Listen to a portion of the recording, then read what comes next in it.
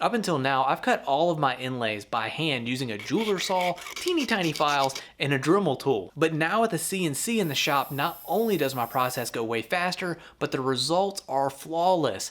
So in this video, not only am I going to share my process, but I'm also going to share some tips and tricks to help you keep from breaking those tiny pieces once they come off the machine, and how I dial in the perfect fit.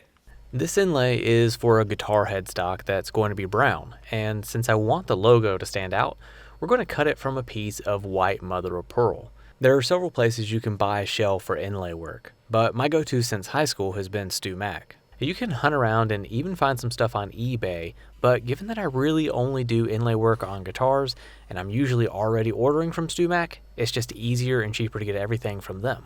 There are a couple of ways that you can secure small pieces like this to the CNC, but my go-to method time and time again is blue painter's tape and CA glue. It's fast, strong, and there's always the exhilaration that you might just glue your fingers to something. Not again. Pearl isn't the cheapest stuff around, so I triple check my measurements with the most precise tape measure measuring known to man, and make sure that everything is right where it's supposed to be before I fire up the machine and start cutting. At this point, you may be thinking to yourself about how small that end mill looks, and I can't say I'd blame you. So just for reference, here's what this 23 thousandths end mill looks like next to a 0.7mm mechanical pencil. Pretty small. When it comes to cutting pearl, you gotta take it slow. This isn't a sprint. It's more like go make a cup of coffee for a stroll on the beach. But since I imagine you're not hoping to spend the next 20 minutes of your life watching this be cut in real time, I took the liberty of speeding things up a bit. The last thing we want to do now is break these little pieces, so it's time to put down the coffee and figure out how to gently pull these off the table. Now, I consider myself a patient person, but when it comes to getting stuff unstuck, all that goes out the window. Doesn't matter if it's a rusty bolt on a truck or the impetuous sticky residue left behind from price stickers, I'm a man on a mission. So with my bent toward expediency, I grab the lacquer thinner and brush it on to dissolve the CA glue and adhesive on the tape. And after a bit of gentle persuasion and prying, all of those pieces come free without any damage. Alright, so with the inlay cut, now we need to cut out the cavity for it to fit into. And whether you're doing this by hand or with a CNC, this is the sequence you'd follow. If you're cutting by hand, at this point you would line up the inlay where you want it and trace a very crisp outline that you'd then use a Dremel tool or a small router to cut out. The reason you work in this order is so you can test the fit and adjust if necessary. Like I mentioned at the beginning of this video, this is for the headstock of a guitar. So while I have the headstock veneer on the CNC, I'm cutting the profile, location for the tuners, and of course the pocket for the inlay.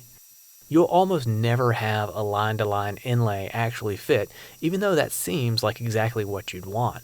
And that's because there needs to be the slightest amount of clearance between the pieces so they can go together without binding or, even worse, breaking. Regardless of that fact, whenever I'm working up a new pattern, I go ahead and start with a line-to-line pocket so I can dial in the fit a little bit at a time. As you probably expected, things look really close, but they're not quite going to fit. So I open up the pocket by just a couple thousandths and then check again.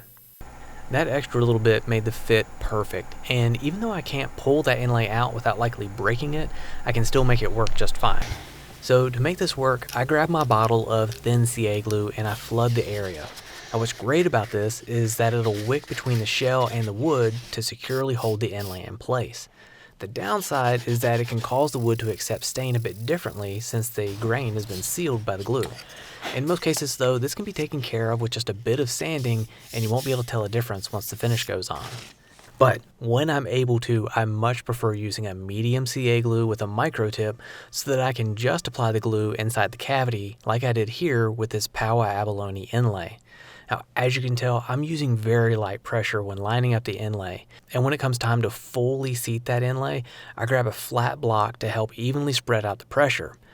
Then after a few spritz of accelerator to cure the glue, this inlay is ready to level sand and move on to the rest of the project.